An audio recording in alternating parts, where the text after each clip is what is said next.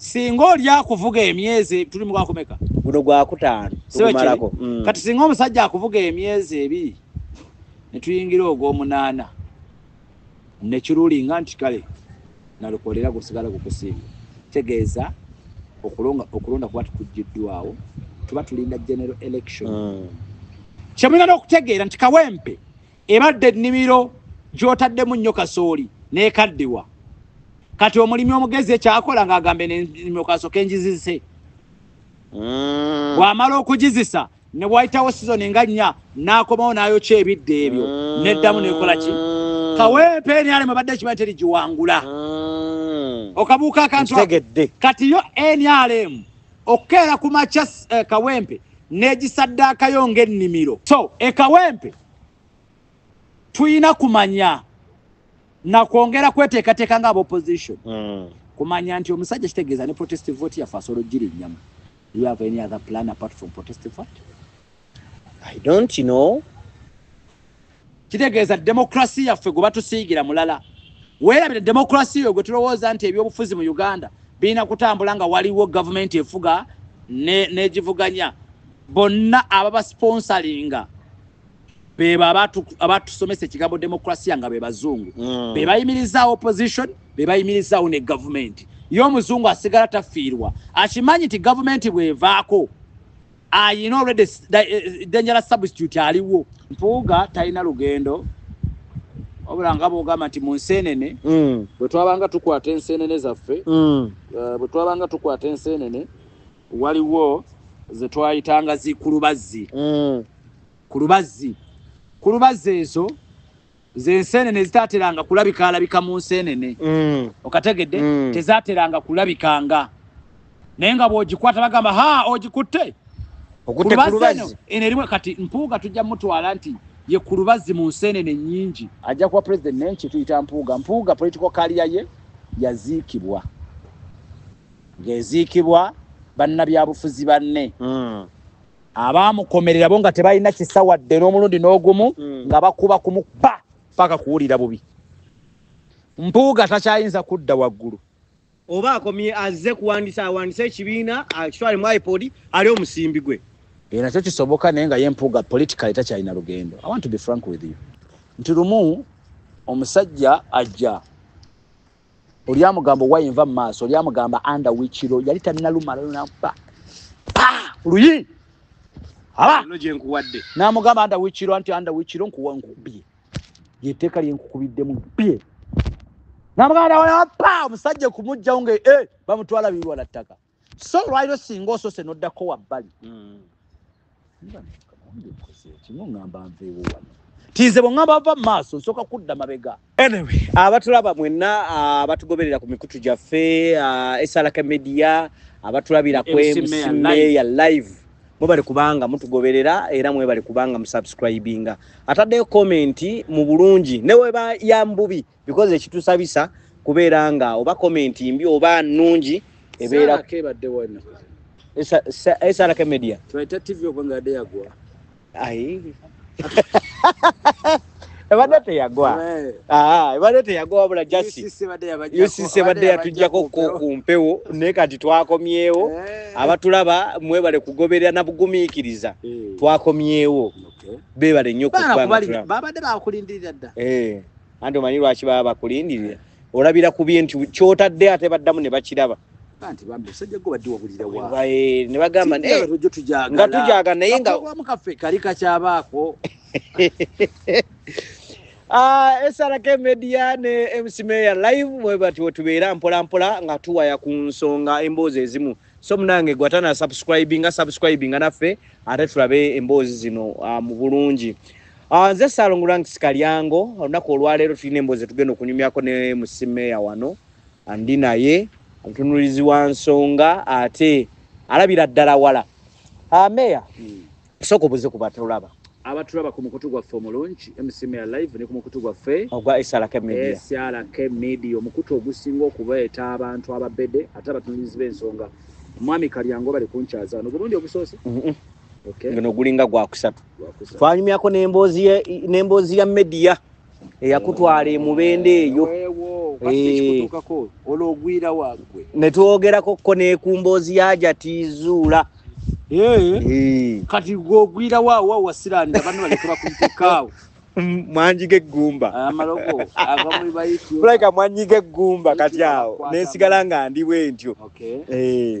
naye nga wetuli era nkusaba tubeere nga tukola otuwenga yakati tuwendi era bonkakasa nti buli lunaku wetuli amwana tuwendi wetuli ku kamera Equity for Men egamba kitongole kyakabanira eddembe ly'abaami mu ggwanga ekyebazibwa entakeranga bwe nkulaga amasimu wano abeebaza abajja era obalaba basiimira ddala wakisigalamu wekka ate kitya abalala bakidduka anti okukidduka baali bammemba baali ati ffe kati goyina bitunnyonnyola abadduka baali bammemba kubanga no si political party waliwo oli owemakindye oliyo wemakindye yadduka because this is an organization tomanyi yadduka temuli mu yadduka bono kyabalina mujjo bakikugamba bwenti nti nze kyenzijukira benatandika nabo mu registration abo we bali nti nyina General Secretary bamita Kawoma Ronald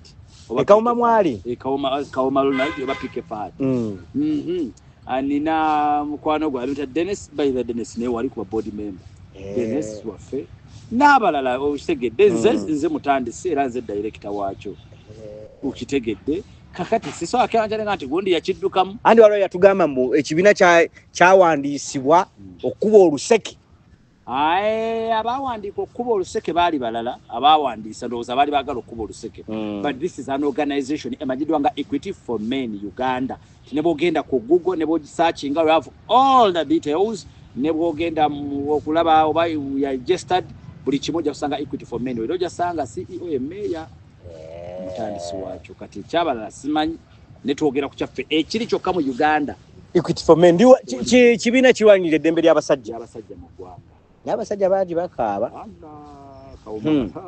abasajja bakaaba nga tebannakukwatamu naye bujja bayidhawo obufumu buyinza okuggwawo bujja buteekako kuddoza ku contract naye tebusobola kuggwawo saagala ate njogerenga muntu oba oli awo atatunulira nsonga tebujja kuggwawo ngambe kyovola ngambe osanga ate ebizibu lanks tebigenda kukoma wano mu bufumbo ne bajjajjaffe byaliwo bamaama bazaalanga abaana mu basajja abewabweru ab'enjawulo bataata babikolanga bamaama balwananga ne bajja baabwe ate tukkirize ku mulundi guno ate bigenze byirongookamu nga luli okukula ne step mother wo naye byennaku zino omwana akula n'okula nga tamanyi nti oba gusigwa muzaala kati bibyo era byasigala nnyo backward mu bwala eyo abantu bakyalimuko obulwera beera obwo bwekilalulalu nnyo naye wano mu kibuga omuntu omukazi ng'asomyeko osanze meya naye yasomyeko alina abaana be yazaala wabweru ng'era oddawo taleke mu kubatumya bidomola ye balina obudde obutusitula ebidomola kuba ffe battikanga bidomola ku luno omwana ogera mutikka ki andi kati amazzi gali waka mulinawo omukozi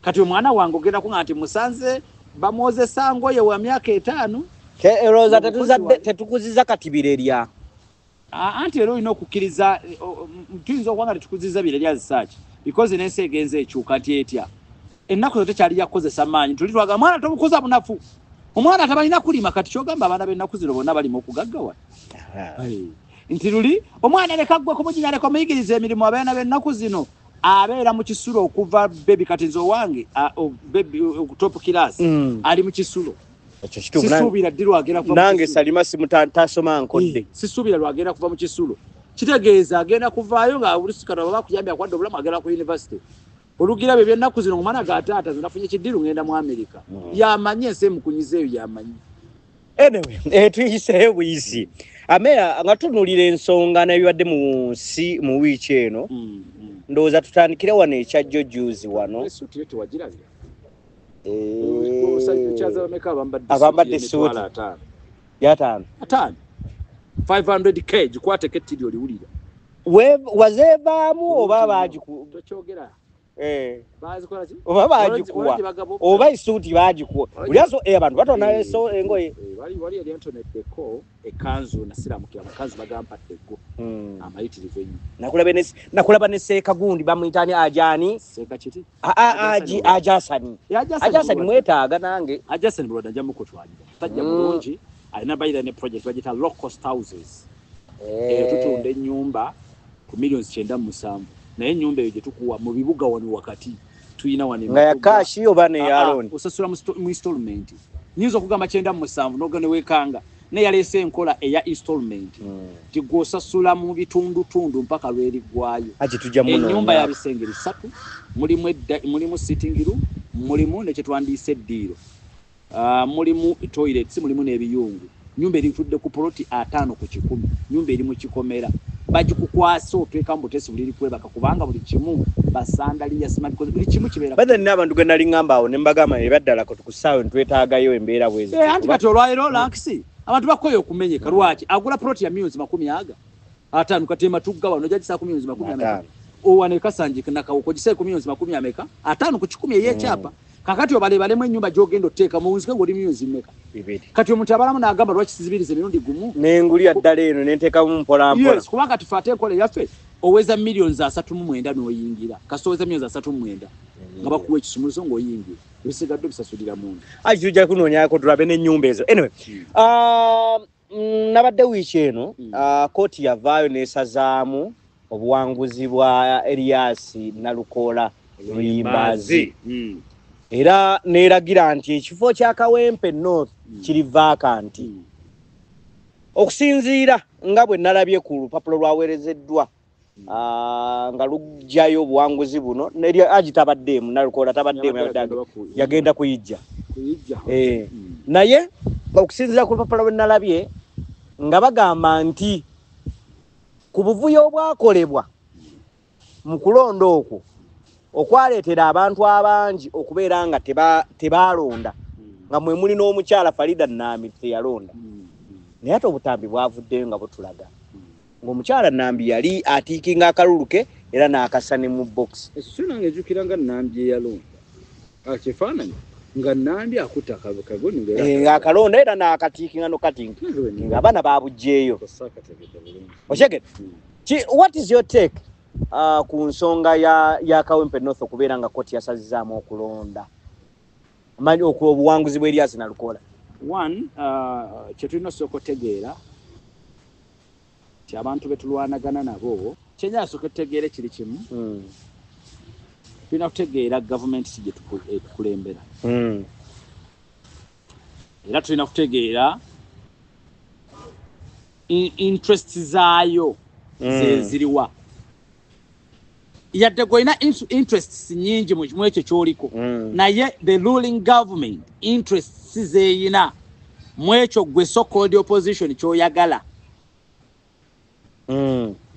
kubanga a ruling government eyina all the resources ezisobola okutuukiriza interests zaayo before nga gwe opposition todatuukako era nakugamba nti bino ebintu ebimu abantu temwagala kubiwulira naye mujja biwulira lwampaka okukwata obukulembeze okuviira ddala ku level yetwandise omubaka wa parliament mpaka ku president waliwo kye tuyita ebintu bina zetwandise political capital political capital wo kye tuyita abantu ekyo kimu wo kye tuyita ssente power money obuyinza that's power ne security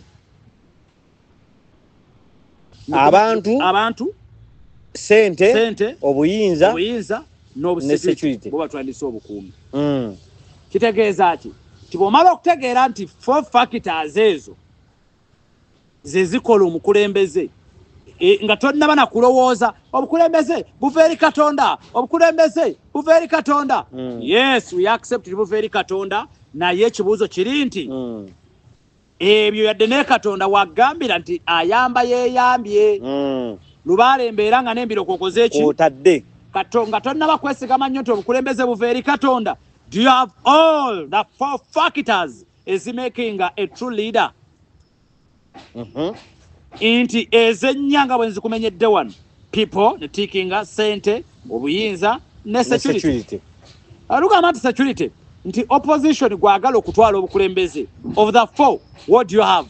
You have people n'abantu atenga ye political capital asoinga okubeera ow'amaanyi omuntu yenna gwe yandibadde yeetaaga ku lwaki nti ayina audience ayina bugumo lyakuwa ebbugumo lyakuwa n'owulirira ddala nti kino kikoze eki kituuse eyo gwe tuyita people ntegerekese kaakati naye ate people asobola okuwakanyizibwa ssente n'awakanyizibwa obuyinza n'awakanyizibwa ne security kyetwalaba Sudan ewa Bashir nti abantu bo baakola ogwabwe ne bawakanya gavumenti yali bafugidde for 30 years but at the end of the day the security came in with buyinza and money.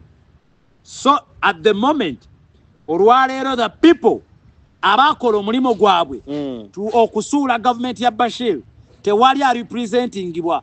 We are seeing amajege gafuga andi era amajege gawa ntegerekese bulungi naye nga abantu be bakola ki era balipira na kiripira amajege in fact galipira kiripire then back to DRC Congo Felix Tshisekedi yali namba 3 mu kalulu akamuleta muyinza Fail Martin ye yali alidinze bonna on world record ke kalulu akamanyiddwa akabbibwa in the mukugaba in the daylight Nerwatch it is because Felix Tshisekedi yamanya enzanya y'empiki nti ono gwaddirira mbigero already bali balina agreements ze bakoze ekyo kimuletera okubanga alina obuyinza ng'alina security ng'alina ne ssente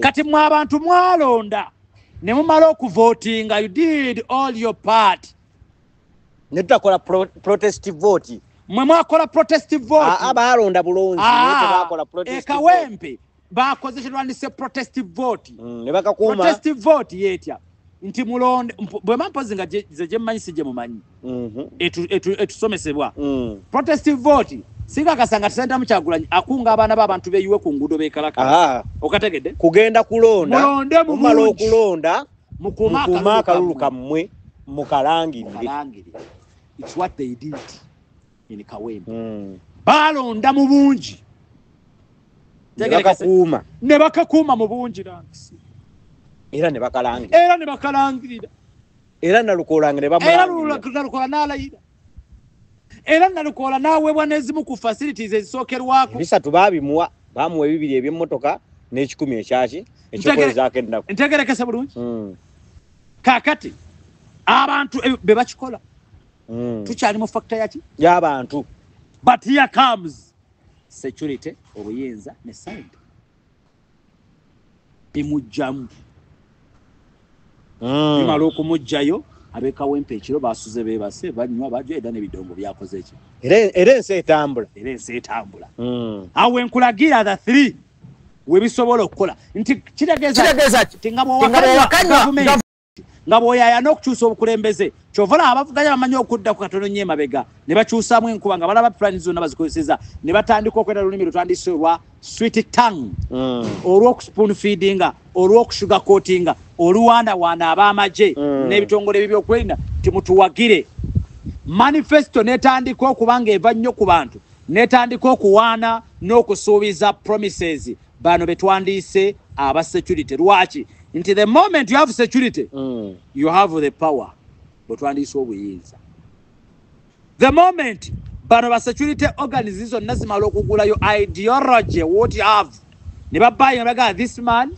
can lead us into a new generation basobola okufavoringa interests zaffe then you have the obuyinza here and security and send kubanga bano security esobola okuinfluencing obuyinza era security so okutondawo obuyinza obutali kyokka security esobola okugyawo obuyinza obubadde ate security esobola okuyigira ssente waliwo bakategedde nkategedde nange tuyiga so nti Ekawempe tulina okumanya nti gavumenti yetukulembera eriki olwaleero nga bwe tutembeeta abaakeera okulangirira okubalaga we have protestive vote nga omusajja amaze okulya ne ku kitebe ne balangirira nti mwolabye protestive vote yetandikiddewa Kawempe protestive vote yetandikiddewa Kawempe era eggwanga ne litegeera nti abasajja bali serious protestive vote yetandikidde ku ki Nalukola kaakati the ruling government here comes. They're like, okay. Mutandikidde Kawempe. What can we do? Okumalamu bannakawempe abadde balowooza n'okukola protestive vote mu bitundu ebijja. What can we do? Let's do this. Tugenda kukozesa ssente obuyinza ne security tujjeyo abakola protestive vote kye baakola. Bwe tumala okikola kitegeeza owa protestive vote agenda kugamba ne bwe tunaabikola bannange. Ne bwe tunaabikola. Kasajja era kawunsika kalangiridde gwe kaagala. Anyway. Meya. Ntegerekese bulungi. Ensonga zo nzitegedde. Naye tekijjaawo kubeera nga omuntu yalonda omuntu gw'ayagala. Era nga Nalukoola yali yayitawo mu bulambuluku. Emirundi 10 ku kinnakyo nze omu ku bannayuganda bakkiririza nti Nalukoola yawangula akalulu. Era ne ruling ya kkooti teyagambye ko Nalukoola teyawangula kalulu. Teyagambye ko Nalukoola yakola teyawangula kalulu. Wabula they are ruling bagamba emivuyo egyetobekera mu kalulu keki. Atenga eyo ensonga nene ne bakaba katono nnyo bwe kati kanto katono nnyo kakugisaako obuwanguzi bwo. Tusubireyo kulonda myezi gino ebiri. Tekuliyo. Ntegerekese bulungi. Constitution ya Uganda eragira nti mu kalulu konna nga katukagendamu nga kabuzaayo ebbanga ne kayingirira ebbanga eri emyezi 6 ejirogenda mu general election. Awo tewabengawo kulonda. Mpaka generation. Kati ulira kati abaga ketolekedde. Awo abamu bajja okunkotingira obi. National Unity Platform yeche yakoze yaddukidde mu Supreme Court okwekubira omulanga. Awo wonna tugulabudde. Abannakawempe abandi badde basobola okwesalamu omuguju. Babanje government bategekera okulonda okwamangu. Yo opposition egamba tugenda mu Supreme Court mwenna ne bayiwaka amazzi. Era bwegera mu Supreme Court Nalukoola abasigadde akyali mu parliament. Yes, atera waliwo ekino okukolebwa bagita execution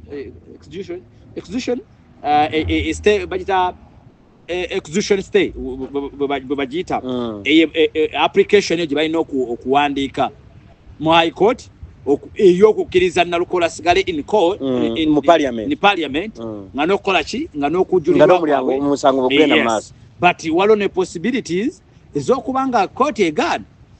The possibilities oba n'okuguvuga amangu. Bamala okuguvuga ne bati baguvuze mangu kale singa oli akuvuga emyezi tuli mu kwakomeka guno gwa 5 tumalako. Kati singa omusajja akuvuga emyezi 2 netuyingira ogw'omunaana ne kirulinga nti kale Nalukoola gusigala gukusinga. Tegeeza okulonda kuba tukujjiddwawo tuba tulinda general election. Kyemulina n'okutegeera nti Kawempe ebadde ennimiro gy'otaddemu nnyo kasooli n'ekaddiwa. Kati omulimi omugezi ekyakola ng'agambe n'ennimiro kasooka enjizise. Bw'amala okugizisa ne bwayitawo season nga 4 n'akomawo n'ayokya ebidde ebyo n'eddamu n'ekola ki. Kawempe NRM badde kimanyi terigiwangula. Okabuuka akantu kati yo NRM okukeera ku makya Kawempe n'egisaddaakayo ng'ennimiro gyegamba nti kansooka enjireko enjidibye for 6 months nga tebalina mubaka. Kitegeera mu kubanga terina mubaka ye gavumenti eri mu buyinza esobola okukola buli ekyetaagisa kyonna ku ground mu budde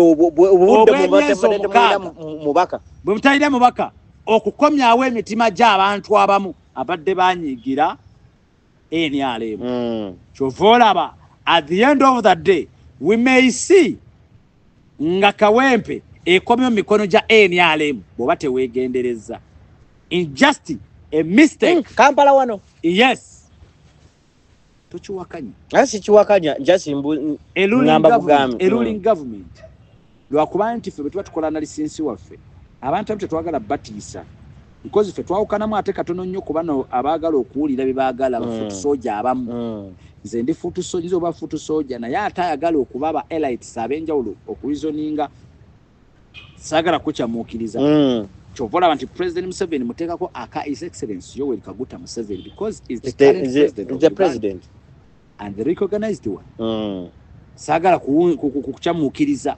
2 the ruling government esobola okukola kyonna kyeyagala at any time, at any place.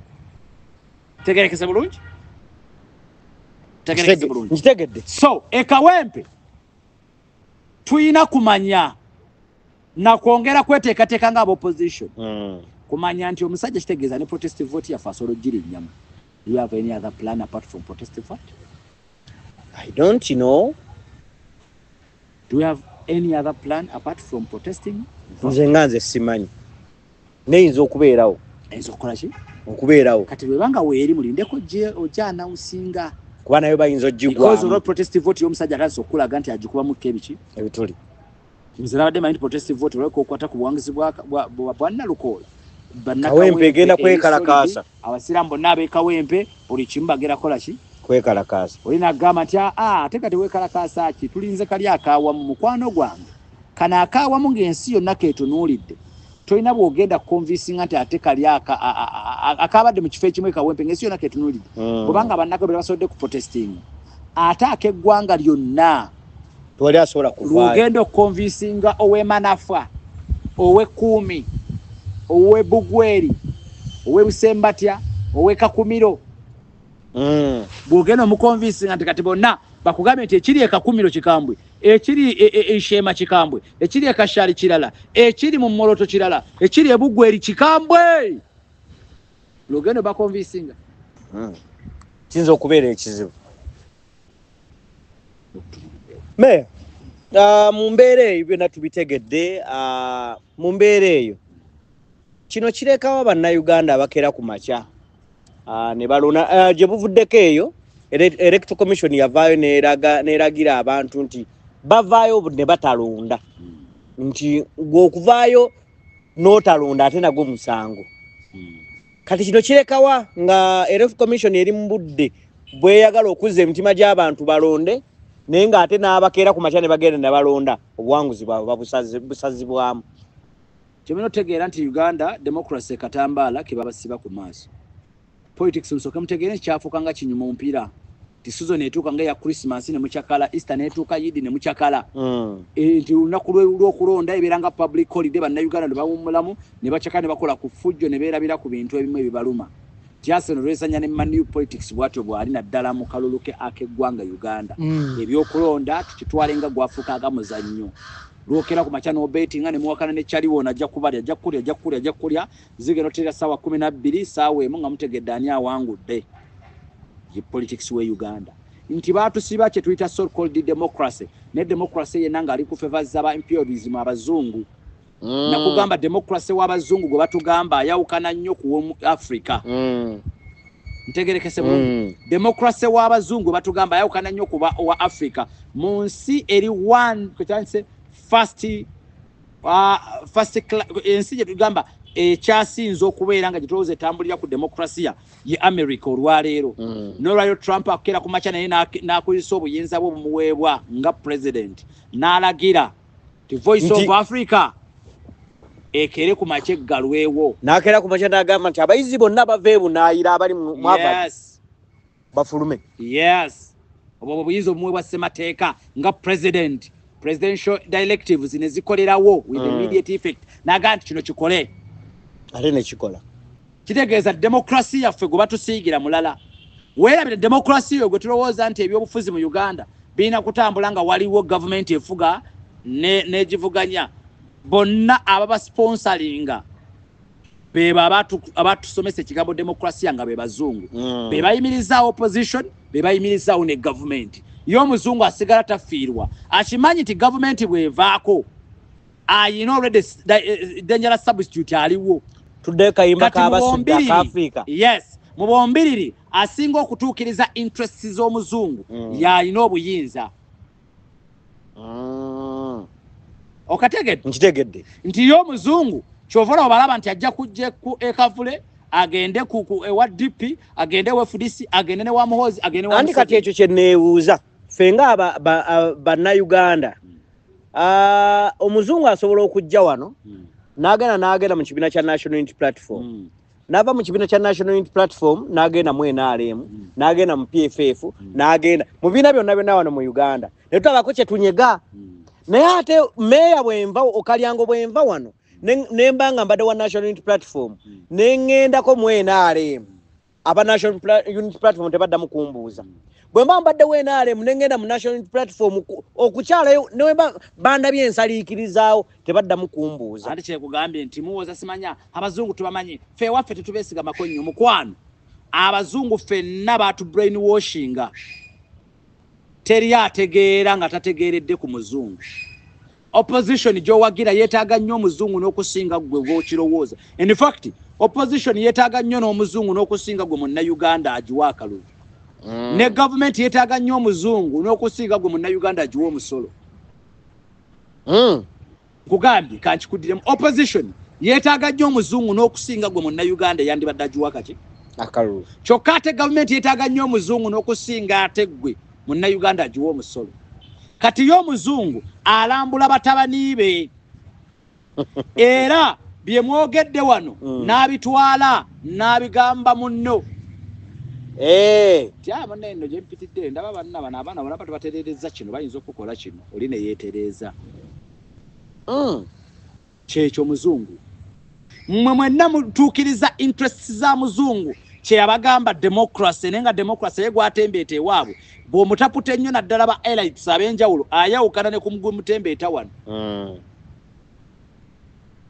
ntegerekese bulungi nkutegeera tutugobere nkutegeera bulungi so kyetulina osooka otegeera nti ebyakalulu mu Uganda yesi mu ebiri naye demokrasiya oyo gwegambye tusiba gwe kyogamba tebalaba abazungu tebabiraba ebikolebwa tebabiraba bitongole by'okwerabya ekibikola babiraba goloza lwaki akalulu era kaweekali lwaki era akulaga ne bajja bukyanga bajja buli kalulu akabeera mu Uganda ne bakamonitaringa bakola ki mbo kati bakyakuŋŋaanya busungu tuli mu kulabisa bakuŋŋaanya busungu bakuba n'okaaba enkyengera nakugamba y'omuzungu ate ye Trump yazze nankola ndala asooka kubuuza nfuniramu wa before coming into your conflicts kiyagambye Faith Shekedi you want me to fight against M23 but nze nfuniramu wa ebyobugagga byo if you have ebyobugagga ebibalirwamu obutabalika 21 tugenda gabana wa half ebyobugagga bigwanga eddamba olyagabana wa half ate sikuwa security guarantee nze what I can give you bye byokulwanyisa sikuwa money power ogende weefiira gwe kuba byakulwanyisa gwe nkuwa byakwayisa funa abasajja abanalwana ngambisa banga nange ku byobugagga nsirikira kiyagamba ne Zelensky wa Ukraine yamugamba tugenda mu kiwandiise 50% discount 50% agreement of your resources mu byobugagga byoyina kale nzogenda kuba 50% era Zelensky yali amaze n'okukkiriza naye kimujjako Zelensky agende kana kasajja amugamba ti ate sikuwa security guarantee yes Zelensky amugamba mpa security guarantee nti in case of anything olwana mpaka kufiirawo Trump amugamba no please money power yange nze nkuwa byakulwanyisa siteekayo bantu bange Zelensky aga katonda wangana kasajja kalalwati kade kankubye left and right so ye muzungu gwe tuli mu kugamba nti olwaye ffenna gwe tutunudde ti abazungu balaba obutabi butambule abazungu they are watching lo the first question is mfunirawa remember go opposition toyina bingi nnyo byosobola kusuubiza compared kwali mu buyinza kuba tetumanyi oba onojja oba kitegeeza byonna byonoonya gwe nga gwe omufirika olina kukyetandikira oyakola ki kutandika kukyetandikira ng'omaze okutaputa bino wammanga era bino bina gasinga nvudde kubikola political capital omanyi tulina okugaziya obwongo then olina n'okumanya bino bina ti baani abakulembera baani abatwala obuyinza batwala obuyinza bali mu biti bina mu nsi yonna si mu Africa but mu nsi yonna abatwala obuyinza one tulina be tuyita ba riches abagagga rich people abagagga nti mu nsi yonna abagagga bakulu nnyo bibasalirawo ani alina okukulembera ensi zonna si mu Uganda wokka wabula mu nsi yonna abagagga be basalawo ani alina okukola ki okulembera then bw'obanga temuli bagagga ne tumanya betwandise ba in government aba bali munda mu government ngabe bani kati wano nti ne tugamba nti abasajja bukedde ku macha ti vice president ye president kati nti Museveni aresigninze n'agamba obuyinza bukwasiza mutabani wange nti obuyinza bukwasiza vice president wange. Our in government can also be leaders basobola okufuuka basobola okutwala obuyinza abatali kuyiwa musaayi kumenyera ebika by'abantu bana abatwala obuki obuyinza. Then wobe twandise basoja abajaasi wobe twandise abasirikale amaje nti nga bw'olaba mu Burkina Faso nga bw'olaba Chad ewa Idris Deby mutabani walyoka musikire itino nti amaje gaga nti owaayi ani alina okuddira mu bukulembeze ntegerekesa bulungi abo nti amaje gawambye obuyinza amaje gamuwambye amaje gakoze eki byolaba Sudan eyo mambuka amaje gakoyeta amaje gatuta obuyinza ekyo tuli kubita myaka 5 nga tetunalonda amaje gachatereze bika tuli kubika byantu bameka bana then ekika ekyokuna beba abasaze ne bagamba tuyingidde ensiko nga government eno weyajja mbuzaamu mu byonna ina wowulidde bengambye nti abalonzi kwina wowulidde abalonzi abalonzi twandibalabidde wano mu bagagga ba rich naye ate era nti era abagagga be balina okusalawo kyoyo gwe mulonzi afuuka pulezidenti abo abagagga abasalirawo ensi kuba be babakutte enkonomi bagamba kyovala Trump ba Elon Musk baani ba Bill Gates bonna bamuli ku lusegere kuma byabugagga byabwe kubanga ye si munnamaje tagenze mu nsiko ayita abadde mu gavumenti okategedde bati abadde mugagga era nga mukwano gw'abagagga ate nga ye atangira okukuuma ebyobugagga bwera okategedde akatwa oba tuyiga ffenna abali wano abantu abalayika bakitegeera bika by'abantu bana tulina rich abali mu government abasirikale n'abasaze okugenda mu nsiko n'okera ku makyano gati nze mbikooye nga President Museveni bwe yakera ku makyano agamba nze mbikooye nga yasembye ekimala n'agamba akalute kagenda kujjawo government eno President Museveni agamba nti nze nyingidde ensiko wetumulabira naye nga bwe twebuuza do we have 4 categories of people abasobola okutaking off obuyinza ti omuntu gwempagira agwa mu ttuluba ly'abagagga agwa mu ttuluba ly'abali munda mu gavumenti agwa mu ttuluba ly'abasirikale oba agwa mu ttuluba erisobola okugenda mu nsiko n'akalulu waliwo wekaviirako wekagiirako abantu ati kyegambye akalulu kajjako abantu naye kikakola bino byonna nga bisobola okwegatta ekitali kyangu titusobola okera amakyako ne kajjako omuntu amaje nga gakuyambyeko bano ba so-called maje oba bano ba riches nga bakuyambyeko entebe tosobola gitulamu ng'oli mwavu ne bw'oba oyagala otya nga toyina bagagga bakufacilitate nga kuyimiriza okunyweza kubanga abagagga basobola okuinfluencinga security okategedde abagagga basobola okuinfluencinga ba in government abadde mu gavumenti tiabaye kike muliko nammwe mujje mutwegatteko omusajja tasobola kutwala buyinza ono abagagga basobola okuinfluencinga abadde bayingidde ensiko nti mukomeewo kyetwalabye ng'olwaliro wa M23 alwana okutuka okutwala obuyinza bwe yalabye otalo lumukeese nakkiriza okugenda mu nteeseganya ne gavumenti nga kikalubye nga kikikalubiridde nga towayi tuteeseganye meya ebyo tubitegedde nalukola ageragera mu kooti kikyosuubira addayo kujulira kikyosuubira the possibilities nalukola okusigala ng'ali mu parliament nene eri ku percentage ki percentage ya nalukola okusigala mu parliament it matter kikinasinzira interests government ze China but ze kyemmanyi kuba mafia ba government eno balemeddeko baagala kuprovinga Museveni tekituufu ekifo ekyo omusajja akote yakalya mazima na bwenkanya because Museveni ya investinga mu sente nyingi kati bagenda kulwana mpaka ku ssaawa esemba Nalukoola ayinza okuba nga agenda kugibwa mu parliament mu mbeera zonna. Okay. By all means. Naye era waliwo ne possibilities esobola okumuneka Nalukoola okusigala mu parliament. Ekyo tulina okusooka okwebuuza nti with all that akavuyo konna nga tugenda mu kalulu akaddako Nalukoola ddayo mu parliament. Kisoobera.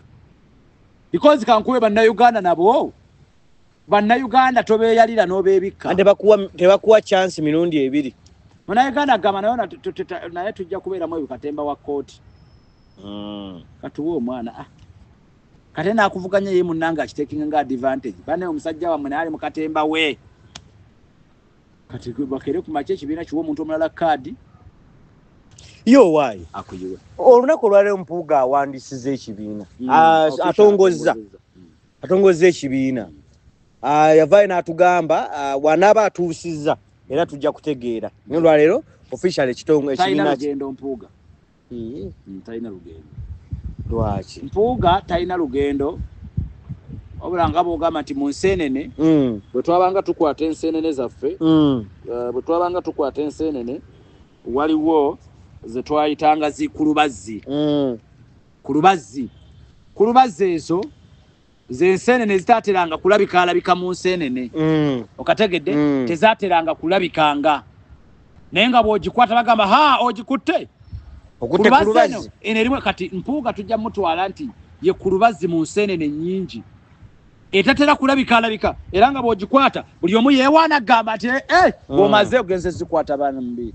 Kyokka gwe wonna ng'ofunye omukisa. Ow'ekitiibwa gw'ogamba oli kwa kitiibwa se. Ow'ekitiibwa naye talina lugendo. Mpuuga kuwadaawadako naye nga talina lugendo. Alina ababaka abasobola okudda mu parliament. Babaddeyo basatu. Abedi Bwanika. Si basatu bokka. Babaddeyo basatu. Waliwo n'omukyala w'e Masakeera. Ndabyeyo basatu leero ku kitebe. Wabadde yannaani? Badde Abedi Bwanika n'oyo omukyala n'omulala omubaka awo then n'Empuuga. Mpuuga kati ndagenda kujja kuwa president. Ajja kuwa president naye kituyita Mpuuga. Mpuuga political career ye yaziikibwa. Ng'eziikibwa bannabyabufuzi banne. Abaamukomerera bo nga tebalina kisa wadde n'omulundi n'ogumu nga bakuba kumuppa paka kuwulira bubi. Mpuuga takyayinza kudda waggulu. Oba akomye azze kuwandisa ekibiina akitwale mu iPod ali omusimbi gwe. Nakyo kisoboka naye nga ye Mpuuga politically takyalina lugendo. I want to be frank with you. Ne bw'akomawo ng'akomyewo ku bubaka bwa Mpuuga ne bwe yeetondera Bobi Wine tebakyayinza kuddamu wakalulu. E Masaka? Abantu bakyagala Mpuuga e Masaka. Tebagenda mu wakalulu. Mpuuga kigenda omuyambako kiri kimu. Kati Mpuuga kwekera ku makya n'alangirira ekijja kijje nti ndi wa NRM kati ne tutandika kuyisaawo kibuli bubuli. Ne bamuzza mu kifo lwa kibuli. Oba nakino ekibiina kye baawandisiza nga kizze kulwanyisa kukendeeza ku bululu. Tekina bwe kikendeezezaako muganda wange. Tekina bwe kigenda kukendeezaako. Nkugambye tewali omuntu yenna asobola okukendeeza ku buwagizi bwa Bobi Wine. Olina kujja nga tewasooka kukola naye. Teri agenda kuwa Bobi Wine adde ku Mpuuga. Kubanga bakyebanga Mpuuga atalina mugongo ng'omusajja w'enkwe. Kati omuntu yekka alina okuva eri ye muntu agenda okujja ng'olede yabadde already nga wa independent n'ajja naga nti nze nzize kuvuganya byange. Saasooka kwekulubeesezaako wano. Lwaki tubasiibula? Mukama Katonda abankuumire tujja kubeerangawo. Alina amatu awulira omwoyo kyagamba ekkanisa. Sobola kubeera mutuukirivu ebbanga lyonna. Naye nkugamba nti nga betulwana okukyusa obukulembeze naye obukulembeze sooka munda muggo okiteekemu nti njagala bunsange nga nkyali mulamu. Nga bwe tulwana okukola ki? Okukyusa obukulembeze muvubuka munnange sooka olwane ennyo okulabika nga at least obukulembeze obukusanga oli mulamu. Saagala ofuuke Bikira, saagala ofuuke Yesu. Funa bulungi? Abagezaako okufuuka nga Yesu bo mwatu tebaazuukira. Ate ye n'azuukira. Waliwo akategedde. Tugenda kubalamaga Namugongo bo tebaakola ki? Tebaazuukira. Ye omwana wa Katonda omulamu yakola ki? Yazuukira. Kati munnange bonna oyagala ofuuke Yesu. Oyinza okunzika nga naawe tetukoze eki? Tozuukidde. Kyokka ate nga ye yakola ki? Yazuukira. Kati so byonna tubyogera byonna. Nga bwogezaako okuleetawo obunkyukakyuka. Make sure tekyukakyuka gy'oli mu kuyaayana ekusanga oli mulamu ogirabeko. Ate enkyukakyuka tetulina kugibanja nga tuwemula nga tuvuma abantu. There is many ways gy'osobola okuyitamu okubanja enkyukakyuka oba okulaga obutali bumativu eri government nga tomaze kugiwemula. ina mukwano gwange Jim Emma yagama wa ANGP ene government in power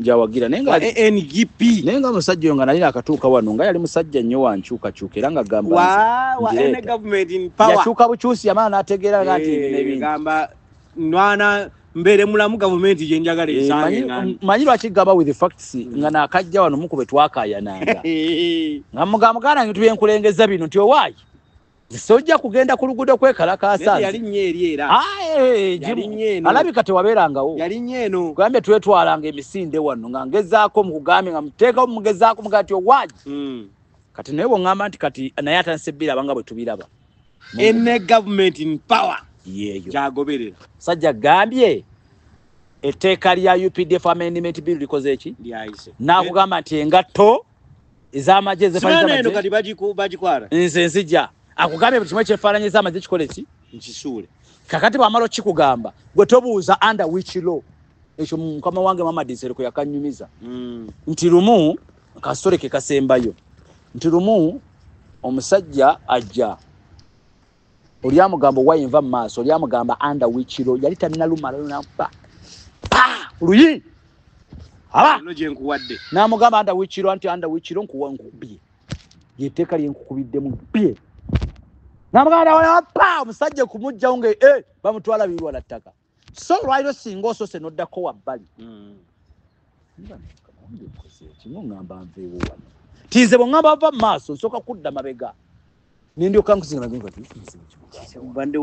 kati omusajja agende nti owaayi tugenda kukwata buli ayambadde ekyefaananyize kya UPDF kati nze meya byensooka okujjamu ndyoka mbuuza naye anda wikiro tokiriimu nanyumizanga akabooza akalala nti lumu musajja nga atamidde by accidentally omusajja mayinja w'amagye ali awo tabitegedde omusajja ajja amwekubiza nga mujjako emmundu ng'agikookinga DPC mulamba namugamba kala chini musajja nga civilian yamugamba kuba mujjeko emmundu naye nga atamiddemu DPC nga kuba amavivi ku ttaka kala chini hey fumwa mudomo hey ngana DPC nga pabigo yimba munyimbira mu songo biji ngone wana ayikiye chapa bugu DPC mulamba n'amayinja abantu abali balogama naye ndeka naawe DPC nga bakozesa ebyo nga kala bakasajja bekamukozesa akati munnange nga DPC amugamba haga asanyukamu ngakwata mu nsawo ng'ajjamu omutwala awo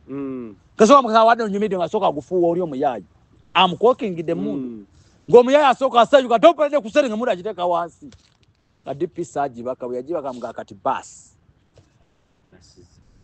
tereera tekawo mpingo nga ziruma DPC nga amalabaga kati kemaze omuteza teatuuka wansi nga nti kati muganda wange omuntu yenna ayina emmundu yaba alina obuyinza ako nga kunyumiriza nga ngezaako kunnyonnyola nti olwaleero bw'omala okutegeera nti abalina emmundu be bali mu buyinza kati anda wiikiro ekibuuzo omaze kudda bbali yebyange tweyanza meya tweyanze kale olunaku olwaleero bwetyo tubadde ndowooza otegedde muganda wange gwayagala okuyiga yongera okubanga osubscribinga yongera okubeera nga osharinga ate okomentinge mu bulungi n'embubi ffe twewaayo okubeera nga twagala okumanya endowooza yo Saalongo mbadde ate mbadde ne MC Meya mutugoberere wonna Mukama Katonda akuume.